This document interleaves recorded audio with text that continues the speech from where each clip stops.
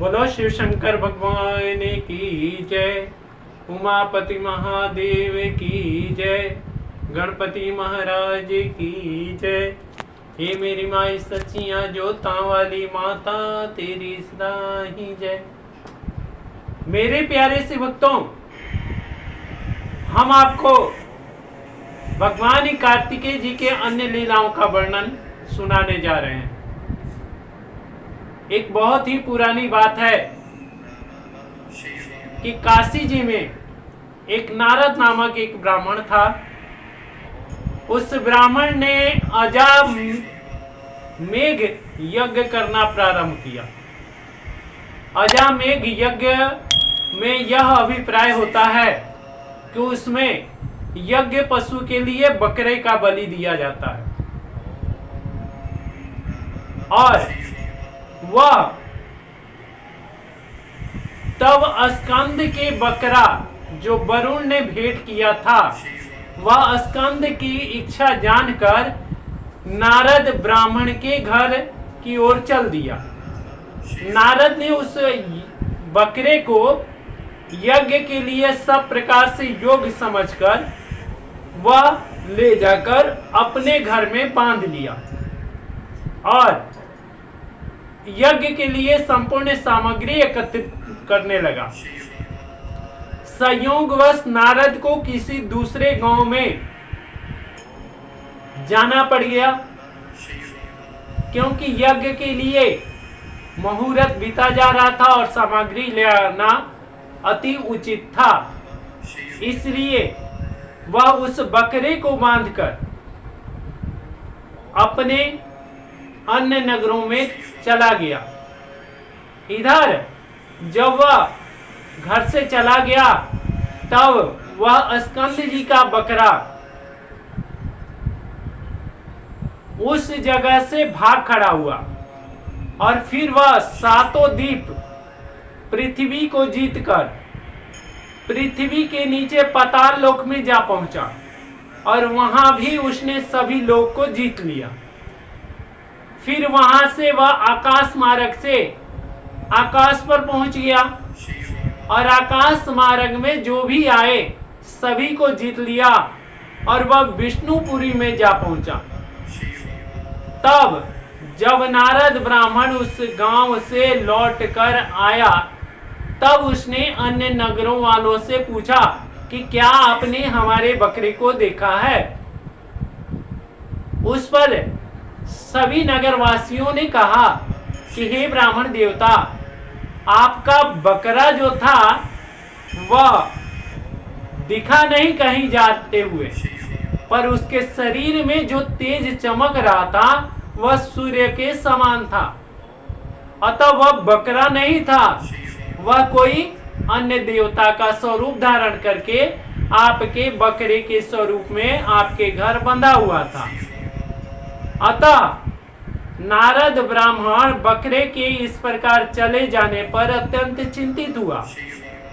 फिर उसने विद्वान पंडितों को बुलाकर पूछा कि आप बताइए कि अब क्या करें, हमारा यज्ञ तो अधूरा रह गया, अब अपने यज्ञ को हम कैसे पूरा करें। आप लोग की क्या राय है।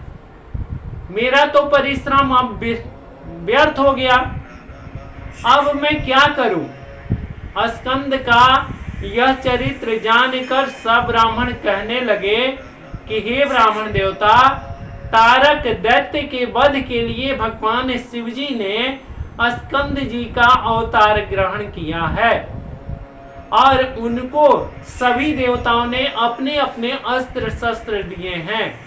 अस्तुतः अब यह उचित है कि तुम उन्हीं के पास जाकर सब वृत्तांत उनसे कहो। तो वह विद्वान नारद ब्राह्मण ऐसे वचन सुनकर वहां से स्कंद जी के महलों में जा पहुंचा।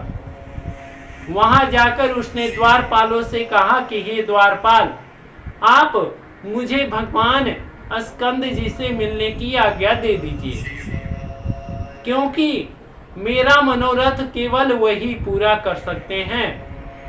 उस पर द्वारपाल ने जाकर भगवान स्कंद के सामने सिर झुकाकर कहा कि हे प्रभु, द्वार पर नारद नामक ब्राह्मण आपसे मिलने के लिए आया हुआ है।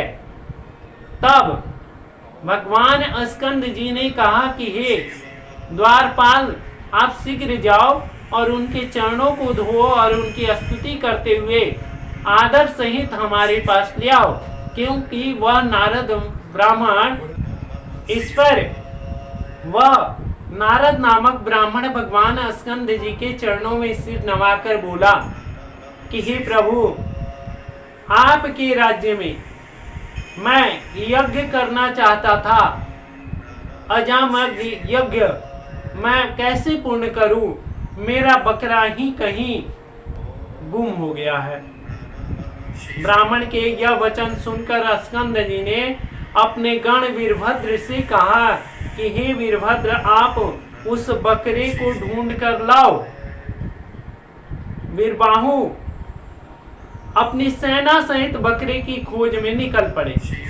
उसी समय वहां से चला, उसने उस बकरे को तीनों भुवनों, तीनों लोकों में खोजा।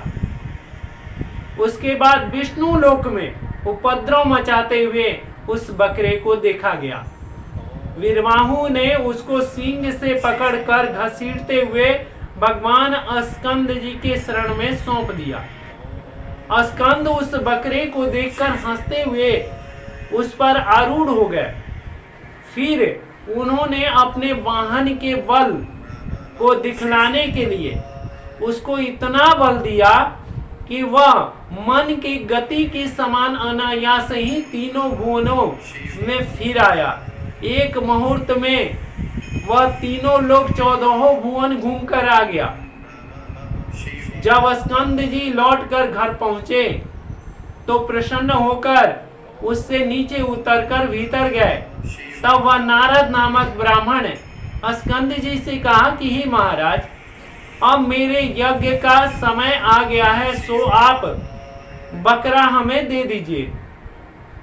उस पर नारद नामक ब्राह्मण की बात को सुनकर स्कंद जी ने कहा कि हे ब्राह्मण, यह बकरा बलि देने के योग्य नहीं है, क्योंकि यह और कोई नहीं, मेरा वाहन है। तुम जो फल यज्ञ के करने से प्राप्त करना चाहते हो उसको मैं बिना किए ही वह तुम्हें मैं दे सकता हूं। नारद नामक ब्राह्मण यह सुनकर हाथ जोड़कर भगवान की स्तुति करने लगा और स्कंद जी का यज्ञ गान करता हुआ अपने घर लौट गया।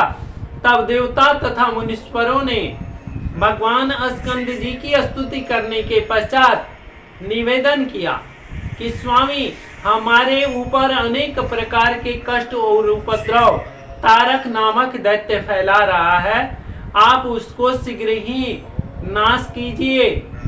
उस पर स्कंद जी ने कहा कि हे देवताओं, आप अपने लोक को जाइए, मैं उस दैत्य को शीघ्र ही नष्ट कर दूंगा।